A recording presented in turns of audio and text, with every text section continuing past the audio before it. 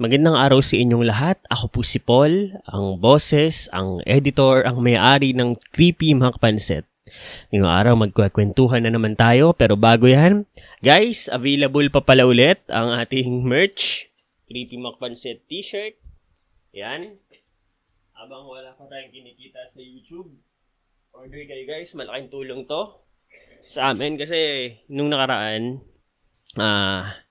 di ba, nagsuot ako ng tag dito ng Mangkanor t-shirt doon sa kabilang channel. May nag-order. May nagsabing may nag-order. Naalala ko may natitira pa pala akong Mangkanor na t-shirt. So tinignan ko sa tambakan namin at nakita ko meron pa nga. Di pinakyaw niya. Sad to say, ubus na yung mga kanor. Pero may mga Creepy Mac Pancit t-shirts pa po tayong available. Limited na lang po ito. Kaya kung gusto nyo, order po kayo. Malaking tulong po ito sa amin. Sa akin. Sa aming sa pamilya ko. Kasi wala pa naman talagang kinikita ang channel na to. Since, di ba nga, ayun nga, ilang araw pa, isang buwan pa mahigit ang hihintayin bago makapag-reapply. And yun, order kayo. Pero don't worry guys, naka-sale po ito. Kung dati 500 pesos po ito plus shipping fee, ngayon sobrang sale na. Kung interested ka, punta ka po sa Facebook page natin, ang Creepy Mac Pancit Stories. Ito, papakita ko sa inyo para may idea kayo. Yan. Punta po kayo dyan. Yan. Dyan kayo mag-PM. Ako po ang sumasagot dyan, pati ang asawa ko. Or PM nyo rin po ako sa Facebook. Ako, Paul Beninguela. Add nyo po ako. Add ko kayo. Yun. Kung gusto nyo lang naman. Naka-sale po ito. Walang issue to guys. Good quality pa rin naman. Ang issue lang talaga is yung amoy na imbak. Alam nyo naman siguro yung amoy na imbak. Kumbaga yung matagal na natrap sa isang lugar, yun lang. Kaya kailangan lang malaman ka agad. And ano pa ba? Yun lang. Order na kayo. Malaking tulong to sa channel. Konting-konti na lang to guys. Naunahan kayo nung isa nung umorder ng Mangkanor t-shirt. Hayaan nyo, kung sakali sa susunod, order po tayo ulit. Kapag gawa tayo, kung interested kayo, babilo tayo ulit.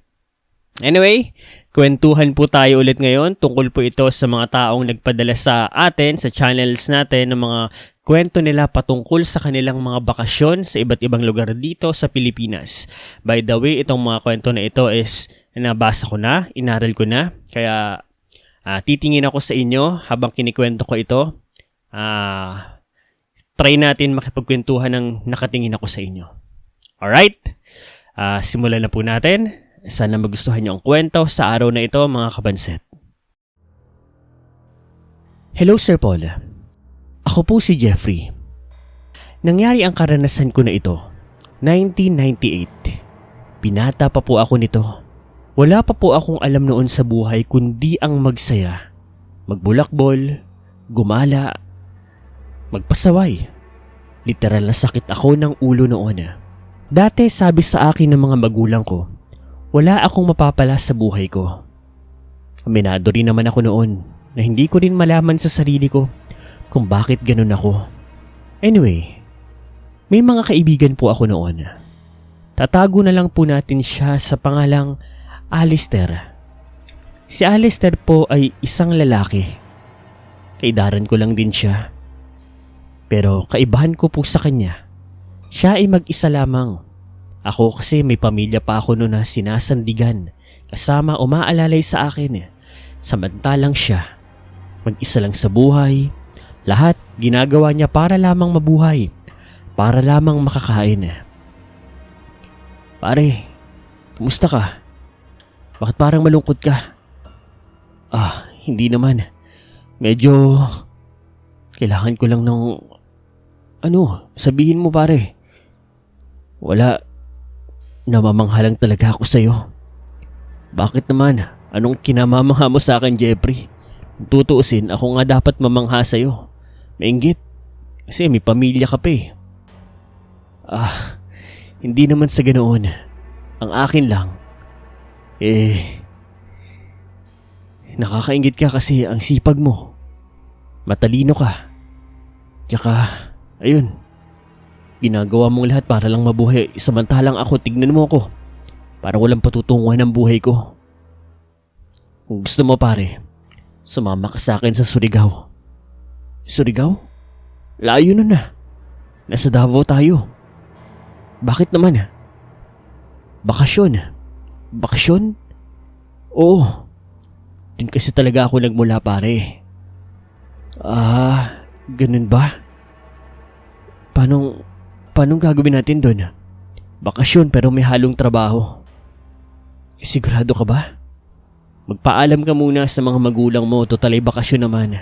Kilala naman nila ako. At alam kong papayag sila kapag sinabi mong bakasyon na may halong trabaho. Kung sa bagay pare. Pero pare, ano naman gagawin natin dun kung sakali? Basta pare, magtiwala ka lang. May tiwala po ako kay Alistair, Sir Paul. Kaya naman, nagpaalam kaagad ako sa mga magulang ko. Yung mga magulang ko naman dahil may tiwala nga sila sa kaibigan ko, pumayag po sila. Mabilis po ang mga nangyari. Mula po Davao, bumiyahe kami ni Alistair papunta doon sa Surigao. Unang beses ko lang pong mapadpad doon, Sir Paul, at aaminin ko, malayong malayo po ang lugar nila kumpara sa lugar na pinagmulan ko. Sa Davao kasi noong mga panahon na iyon, medyo umaasenso na po. Maganda ang lugar. Kahit pa paano masasabi kong simentado na yung mga daan. Yung mga establishmento nagsisimula na po. Sa madaling sabi, nasa city po kami. So heto na nga. Pagdating namin doon sa baryo po nila Alistair, medyo namangaat na nibago talaga ako. Kasi layo-layo yung mga bahay. Tapos puro puno, puro bukid. Wala ka rin makikitang tao. Iilan lang. Pare, dito ko ba talaga nagmula? Oo eh. Bakit ka napadpad ng Davao? Kasi pare, kailangan ko maghanap ng trabaho. Nung nabubuhay pa kasi yung tatay ko, kinailangan niyang magpagamot. Kaso, namatay na nga siya. Yun ba yung pinapadalahan mo ng pera? Yung dahilan kung bakit nawala ka ng ilang araw noong nakaraang taon? Oo pare. Pasensya ka na pare Hindi kita nasamahan noon. Okay lang, alam ko namang nag-aaral ka pare. May bako din sila na gawa sa kahoy na kawayan. Base kay Alistair, titulado raw ang bahay nila. Maganda nga ito nakakamangha. Pinakita niya rin sa akin yung mga papeles. Ang sabi niya, baka raw ibenta niya ang bahay at lupa nila. Tapos magsisimula siya ng negosyo doon sa Davao. Isa raw yun sa dahilan kung bakit nga raw siya umuwi doon para kunin yung mga papeles. Hindi raw talaga trabaho. Binibiro niya lang daw ako noon, niloloko. Para lang daw samahan ko siya at payagan ako ng mga magulang ko. Ganun pa man, nakikita ko sa mga mata ng kaibigan ko na nalulungkot siya.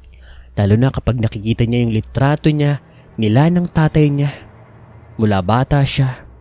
At isa sa napansin ko doon, tatay niya lang ang kasama niya sa litrato. Walang ibang tao, kapatid, lolo-lola, kahit nanay. Pare, bakit parang wala yata ako nakitang ibang litrato maliban sa inyong dalawa ng tatay mo? Asan ang nanay mo? Hindi ko pala natanong sa'yo dati pa. Pare, paano kung sabihin ko sa'yo? Pare, Jeffrey, may tanong ako sa'yo. Naniniwala ka ba sa aswang? Pagkasabi noon ni Alistair, nabigla ako, Sir Paul. Sa totoo lang, naniniwala ako sa aswang. Maraming kwentong ganyan ang lolo ko, ang tatay ko. Dahil nagmula kami sa pamilyang mapamahiin, naniniwala sa mga kung ano-anong paniniwala. At ang lolo ko dati raw itong albularyo. At base sa tatay ko, nakikipaglaban daw siya sa mga aswang. Ako naman, Sir Paul, hindi pa ako nakakaranas na o nakakakita kasi laking syudad ako So heto na nga. Nagkatitigan kami ni Jeffrey noon. Hindi ko alam kung bakit parang nanuyot ang mga lalamunan ko. Bigla rin pong hindi ako nakapagsalita. Hindi ako nakapagtanong. Bigla talaga ako. Bakit pare? Bakit mo naman natanong ang bagay na yan? Pare, hindi naman sa tinatakot kita ha. Pero yung tatay ko kasi, naaswang. Pagkasabi niya noon, Sir Paul, nabigla talaga ako. Hindi ako makapaniwala. Nakakakilabot, nakakatakot. Hinila niya ako. Pumunta kami doon sa isang kwarto. At napag-alaman ko na kwarto pala iyon ng tatay niya. Magulo, madumi, mabaho. Anong nangyari dito? Bakit parang crime scene ba? Hindi namatay sa sakit ang tatay ko. Oo't may iniinda siyang sakit pare. Pero aswang ang pumatay sa kanya. Isang aswang. At pare, papatayin ko siya ngayon. Ngayong gabi. Pagkasabi noon ni Alistair, mas lalo akong naniga sa kinatatayuan ko, Sir Paul. Hindi ko alam ang gagawin ko. Nakakatakot, nakakakilabot. Patawarin mo ako pare kung sinama kita rito ha. Pero huwag kang mag-alala. Hindi kita isasama. Iiwanan lang kita rito. Dito ka lang sa bahay, ako ang susugod sa bahay ng aswang. Pare, alis na nasisiraan ka ba? Huwag kang nagbibiro ng ganyan. Hindi tumugon si Alistair. Bagkos, nakatitig lang siya sa akin. Hindi siya nagbibiro. Desidido siya sa kanyang sasabihin. Pare, seryoso ka ba talaga? Mabuti pa pare. Magpahinga ka na. Sir Paul, nung araw na iyon nagpahinga lang ako doon sa bahay nila. Si Alistair naman, nakita ko na abala sa kung ano-ano mga bagay. Naasikaso niya yung mga papeles, yung mga ibang kagamitan at kung ano-ano pa. Kaya sa isip ko noon, baka naman nagbibiro lang siya. Baka hindi totoo ang kanyang sinasabi. Hanggang sa lumipas po ang mga oras. Gabi. Nasa kwarto lang ako noon. Nakahiga. Habang si Alistair naman nasa kabilang kwarto. Narinig kong bumukas ang pinto. Hudyat yun na lumabas siya. Ako naman, alam ko na ang nasa isip ko noon. Alam ko na ang mangyayari noon. Lalabas ba ang kaibigan ko? Saan siya magpupunta? Anong mangyayari? Sir Paul, kinulit ako ng konsensya at kuryosidad ko. Sinundan ko ang kaibigan ko nang hindi niya nalalaman. May dala siyang mga gamit, kung ano-ano at sigurado ako. Meron po siyang hawak na itak. Kahit sa malayo ako nakikita ko yun sa kadiliman. Maya-maya, nakarating kami sa isang liblib na bahagi ng kagubatan at nakakita kami ng isang kubo roon, Sir Paul. Si Alistair naman, hindi huminto. Dire-diretso lang siya, Sir Paul. Nang maya-maya, nagulat ako sa ginawa niya. Mula sa bag niya, naglabas siya ng isang botelya na naglalaman ng isang likido at may tela doon sa may bungad. Sinindihan niya ito ng posporo. Parang pasabog. Walang ano-ano'y. Binoto niya ito doon sa harap ng bahay at mabilis na kumalat ng apoy. Parang dinamita, Sir Paul. Nakarinig ako ng malakas na sigaw. Sa malakas na sigaw na iyon, may lumabas mula doon sa nasusunog na bahay. Hindi na ako nabigla. Inasahan ko na yung lumabas ay isang aswang. Hayop ka! Bakit mo ginawa ito? Nakakatakot yung aswang, Sir Paul. Malaki. Mahaba ang mga kamay, mahaba ang buhok. Ang balat mula ulo hanggang paa ay kulay itim, nanunuyot pa. Nakakatakot siya, literal, Sir Paul. Nakakakilabot. Hanggang sa sumugod ka agad si Alistair sa kanya. Samantalang yung aswang naman, medyo nabibigla pa rin at may sunog pang inaapula na Nasunog kasi yung kaliwang bahagi ng katawan niya. Kilabot na kilabot siya. Takot na takot siya, Sir Paul. Ako, takot na takot din. Sakit na sakit yung aswang, Sir Paul. Nakikita ko nga rin yung takot sa kanya. Samantala ako naman, takot na takot din, Sir Paul. Hindi ako makapaniwala. Mabilis pong nakalapit si Alistair doon sa aswang. Habang yung aswang naman, abala sa pag-aapula na kumakalat ng apoy doon sa buo niyang katawan. Si Alistair, hindi na po nag-atubili. Bumelo siya ng isang malakas at nanggagalaiti na taga, direkta sa liig ng aswang. Hindi na po nakabuelo pa yung aswang. Sa isang iglap, gumulong ang ulo ng aswang papalayo sa katawan nito na nasusunog. Sir Paul, doon na po ako natauhan. Mabilis akong tumakbo at dumapit kay Alistair. Alistair, anong ginawa mo? Jeffrey, pinatay ko ang pumatay sa ama ko. Pero bakit ganun? Hindi ako masaya. Inakap ko lamang ang kaibigan ko, Sir Paul. At pagkatapos nun, hinila ko na siya papalayo. Paalis doon sa lugar na iyon, pabalik sa kanyang bahay. Ora mismo, nag-alsabalutan kami at umuwi pabalik ng Davao. Sir Paul, nakabalik kami ng maayos sa Davao at kagaya ng inaasahan. Trauma, takot, phobia, depression ang bumalot sa kaibigan kong yon. Pero nung silbi ko, nandoon ako para gabayan siya. Ibalik ang kanyang kumpiyansa, ang buhay ng kaibigan ko. Nakabalik po sa normal na buhay si Alistair. At Sir Paul, isa na siyang malaking negosyante ngayon. Samantalang ako naman, Sir Paul, natuto na rin. Ginawa ko ang lahat para maging katulad ng kaibigan kong yun. Nagsikap ako sa pag-aaral. Nakapagtapos ng isang kurso na isang profesional na hindi ko na lang sasabihin kung ano. Sa panahon na ito ay magkaibigan pa rin kami ni Alistair, Sir Paul, at may mga pagkakataon na napag-uusapan pa rin namin ang karanasan na iyon.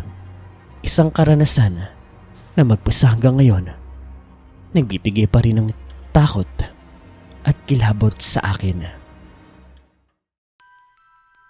Magandang araw, Sir Paul. Ako po si Anika. Nangyari po ang karanasan na ito nung minsan magbakasyon po ako sa probinsya ng aking lola sa may Bukidnon. Fast forward po, nasa Bukidnon na po ako nito. At gabi-gabi, may napapansin po akong kakaiba. Nga pala ako lang po ang nagbakasyon noon dahil ako lang ang available noon. Yung pamilya ko po may kanya-kanyang buhay na sa Maynila. Ang mga ate kuya ko may mga trabaho na't nag-aaral. Ako kasi noon high school pa lamang. Ang mami at daddy ko naman po may trabaho at negosyo. At since ako lang naman ang pinakabunso at wala pang masyadong inaalala sa buhay, ako lang po ang nagpunta doon upang magbakasyon since lola's girl po ako. Pero nung bakasyon po na iyon, kagaya ng sabi ko, may kakaiba talaga. Nag-iba ang lola ko. Kung dati masayahin, magiliw, nung mga panahon po na iyon, tahimik at naging masungit. Dahil ilang taon din akong hindi nakapagbakasyon, naisip ko, baka sa sobrang abala lang lola ko, baka sa katandaan, nagbago din ang kanyang pag-uugali. Pero ganun pa man, ramdam ko pa rin naman ang pagmamahal at pag-aalala ng lola ko para sa akin. Pero yun nga, gabi-gabi may napapansin po akong kakaiba sa kanya. Para pong lagi siyang balisa. Laging pinapatulog ako ng maaga, lalo na kapag nagsisimula ng gumabi, pinapapasok niya na po ako sa loob, pinagsasarado ng mga bintana at kung ano-ano pa. Tapos sa kwarto po niya, nakakarinig po ako ng mga mahihinang salita, mga dasal Sigurado akong nagmumula sa kanya at sigurado din ako, dasal, na hindi po normal dahil hindi ito wikang Tagalog. So heto na. Isang gabi po, nakaramdam ako ng pagkaihi. Nagbabasa lamang ako noon ng pocketbook. Gising na gising pa rin ako. Siguro mga 1:00 o 2:00 ng madaling araw yon. Agad po akong bumangon at nagpunta sa palikuran. Mabuti nga yung palikuran niya nasa loob lang din ng bahay. Hindi gaya dati nalalabas ka pa. Naglakad po ako papunta ng palikuran. At maya-maya, Sir Paul, may napansin po ako. Napansin ko na nakabukas po ang kwarto ng lola ko. Pero sa pagkakataon po na iyon, sigurado ako, hindi po yun nagmula kay lola.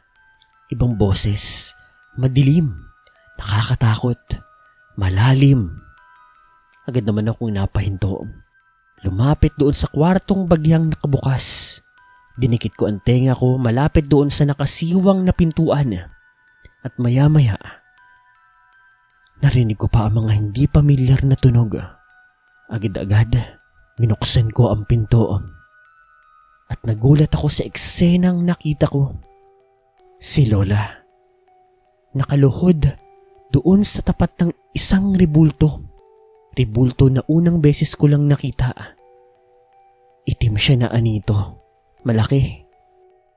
Nakakakilabot, nakakatakot. Si Lola. Nagsasalita pero hindi niya boses ang nagmumula sa kanya. Malalim, nakakakilabot. Lola, ano pong ginagawa niyo? Napabaling ng lingon sa akin ng Lola. Umalis ka rito! Umalis ka! Umalis ka! Yun ang sabi niya, Sir Paul. Lola! Lola! Sabi ko umalis ka! Umalis ka! Papatayin kita! Papatayin ka kapag ginulo mo ko! Sir Paul, hindi yun ang lola ko. Imbis umihi, Sir Paul, bumalik ako sa kwarto ko. Nagtalokbong ako ng kumot. Hindi ako nakatulog buong magdamag. At kinabukasan, Sir Paul, nakaamoy na lang po ako ng normal na umaga. Amoy nilulutong pagkain. Hanggang sa maya-maya, Apo! Apo! Gumising ka na. Tanghali na. Mag-aalmusal na tayo. Binuksan ni Lola ang pinto at bumungad siya sa akin. Nakangiti ito. Ako naman, nagtatakang tinignan siya. Parang wala lang nangyari. Para bang hindi niya alam yung nangyari kagabi. Lola? Lola? Ano yun, Apo? May problema ba? Para siyang patay mali siya. Wala talaga siyang alam, Sir Paul, na talagang nagbibigay ng kilabot sa akin. Nagkunwari lang din ako na walang alam, Sir Paul. Tinapos ko yung araw na iyon na normal. At sakto, Sir Paul, noong gabi, dumating sa bahay ang nanay ko, ang mami ko. Dahil kinabukasan noon, uuwi na raw ako ng Maynila. Babalik na raw ako sa amin dahil tapos na ang bakasyon ko. Na sa totoo lang, sobrang ikinatuwa ko. Wala po akong pinagsabihan ng nakita at naranasan ko, Sir Paul, patungkol sa lola ko. Pero gayon pa man, hanggang sa punto na ito, nangingilabot pa rin ako. Anong nangyari kay Lola? Siya ba talaga yung nakasalamuha ko noon? At heto pa, Sir Paul, maniwala man kayo o sa hindi, buhay pa ang lola ko magpas hanggang ngayon. 100 plus years old na po siya. Hindi ko na lang sasabihin kung nasaan siya ngayon, kung saang lugar siya. Malakas pa rin siya, Sir Paul. Matalas pa rin ang memorya niya. Pero mula po noon, hindi na ako bumalik ng Bukidnon ng mag-isa. Pag may kasama na lang. Dito na lang, Sir Paul. Sana nang hilabot din kayo. Hello, Sir Paul. Ako po si Maya. Kasama ko po sa karanasan na ito ay si Myla, Jason, Donnie at si Lira. Nagbakasyon kami noon sa isang resort. Bakasyon kasi noon. Nagkaayaan ng magbabarkada na mag-resort. By the way, Laguna po ito. Naging masaya naman po ang outing namin. Sobrang pagod, sobrang napaka-memorable po nung araw na iyon. Pero magsisimula po ang kwento na ito noong pabalik na po kami ng Maynila. Nasiraan po kasi yung sinasakyan namin noon. By the way, sasakyan po ito ni Donnie. Isang van, bagong-bago pa nga ito noon eh. Para nga kaming kakalog doon sa loob. So heto na nga. Abandonadong daan yata yung nahintuan namin. Wala kasi kaming kasabay eh. Tapos wala rin pong mga kabahayan. Nakakakilabot, nakakatakot sa totoo lang. Habang inaayos po ng mga lalaki yung sasakyan, kami naman po mga babae, nagkwekwentuhan lang din. Sakto magdidilim pa noon kaya mas lalong nagbibigay ito ng kilabot sa amin. So heto na nga. Maya-maya, bigla po kaming nakarinig ng sigaw. Isang sigaw na talagang nagbigay ng takot at kilabot sa amin, lalo na gulat. Dahil sa malayo, may nakita kaming tumatakbo. Takbo! Takbo! Lumayas kayo dito! Lumayas kayo rito! Siyempre kami namang 5 napatingin doon sa direksyon niya. Mula yun doon sa patutunguhan namin. By the way, doon pala na iyon, iba sa dinaanan namin nung papunta kami doon. Kumbaga mag-road trip pa raw kami bago kami makauwi. Isang malaking pagkakamali nga. Kami naman Sir Paul, inakala namin na baka nababaliw lang yung lalaki, pero habang papalapit siya, nakikita po namin na para bang sugatan at duguan siya. Marami ring sugat. Hanggang sa maya-maya, nakita namin na may humahabol po sa kanya. Isang lalaki Sir Paul. Malaki ang pangangatawan, sugat-sugat din. Pero yung kakaiba at nakakatakot sa kanya, yung mukha nito. Siguro naman Sir Paul, karamihan sa inyo dahil mahilig nga sa mga horror stories, napanood na yung palabas na Wrong Turn. Yung normal na tao pero yung mukha parang pang-alien. Yung parang na-deform, parang natunaw, parang halimaw. Ganoon yung itsura niya Sir Paul. May hawak itong itak. At sa totoo lang, kami nabigla rin. Pero dahil marami kami, nagdikit-dikit kami, lumapit din sa amin yung taong tumatakbo. Yung dalawang lalaki naman, si Jason pati si Donnie, agad na kumuha ng mga tools pamprotekta. Yung lalaking nag-iisa na malaki na nakakatakot na mukhang halimaw nga, yung pang Wrong Turn, huminto sa malayo. Para bang nagdadalawang isip na sumugod. Si Jason, may kinuha kung ano sa mga gamit niya. At nagulat ako dahil may baril pala ito. Subukan mo lumapit, babarilin kita! Si Jason po ay may tatay na sundalo. Kaya hindi na ako nabigla pa. Pero hindi ko lang akalain na dala-dala niya yun.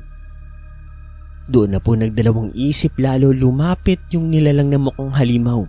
At mabilis na tumakbo pabalik. Samantala, nagtulong-tulong yung mga lalaki na ayusin po yung nasirang gulong.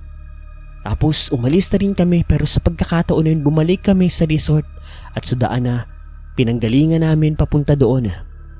At doon na po nagkwento yung lalaki. Sabi niya, nag-outing din daw silang magkakaibigan. Nang biglay, sugudin daw sila noong lalaki na yon. Pauwi na rin daw sila noon Tapos biglang nasiraan din yung sasakyan nila. Sa kasamaang palad, sa dami raw nilang magkakaibigan, siya na lang daw ang natira. Marami din daw kasi yung mga tao na yon, yung mga nakakatakot na nilalang na yon. At swerte, isa lang yung humabol sa kanya. Hindi ko na po alam kung ano pa ang nangyari doon Sir Paul, pero ang natatandaan ko, ibinaba po namin ng lalaki na yun sa isang police station doon lang din sa May Laguna. Kami naman po magkakaibigan, trauma, ang dala-dala namin pauwi sa kanya-kanya naming mga tahanan. At mula noon, hindi na kami nag-outing pa sa mga liblib na lugar. Nakakatakot at nakakakilabot. Dito na lang Sir Paul. Sana po magustuhan ninyo. Yun. Sana nagustuhan nyo ang style ng pagkikwento natin ngayon. Ang hirap sa totoo lang kasi nakatingin ako sa screen at syempre yung mga na aalala ko sa memory ko, yung pilit kong kinikwento sa inyo.